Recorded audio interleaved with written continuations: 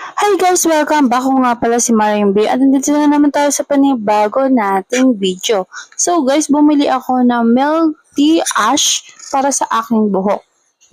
At hindi pa nga sinasadya pagbukas ko nito ay naisama ko rin ang isang freebies na kung saan ang conditioner mong gagamitin sa 3 araw. So ayan guys, dinahan-dahan ko na siya kung kailan nasira ko yung free conditioner. So ayan, habang binubuksan natin siya, inaantay natin. Nai-excite kasi nga yung milk tea ash gray na maraming may gusto. So, ayan guys, napunit ko talaga siya. Ay, napunit na. Hiwa ko talaga siya guys, grabe. Kasi di ko naman nakalain talaga sa labas is may freebies.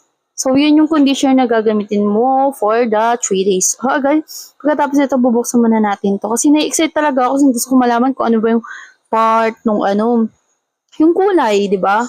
Kahit sino may gusto nun guys. So, ayan, pagkatapos natin kulayan yan, pagkatapos natin tignan, itong ash gray na to, sigurado namang maganda to. Ayan, habang binubuksan ko siya, alam nyo bang itong milk tea ash gray na gustong matagal ko nang gawin sa sarili ko. Hindi ko lang siya magawa guys, kasi kailangan, yung paggagamit mo nito, dapat yung buhok mo ay galing sa guys, sa bleach. Kasi ito, mas makikita nyo, ayan na yung dalawa. So, meron siyang powder, meron siyang cream silk yung isa, then meron siyang kasama sa halo, tapos meron na siyang, ayan makikita nyo, may kasama na siyang suklay, then meron na siyang mask para sa ulo, sa kamay, at meron siyang plastic para sa leeg, para hindi malagyan ang damit na suot mo. Oo, hindi ka nagkakamali. So, by the way, hinalo ko na siya. Etong white na to, sinama ko na. Guys, hindi ko kasi siya mabasa. Kasi nga, in Korean yung nakalagay. So, hindi ko na binasa.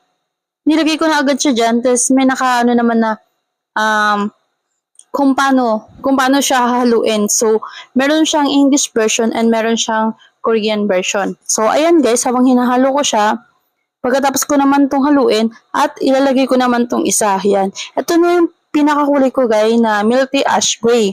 So, ito yung pinakaantay ko na milk tea ash gray. Pagkatapos natin yan ay hahaluin natin. So, ito na yan guys ng dalawa. Ito kasama yan is conditioner yan guys. Pagtapos nyo yan at saka nyo lang gagamitin. So, ayan yung pinakakulay ko guys.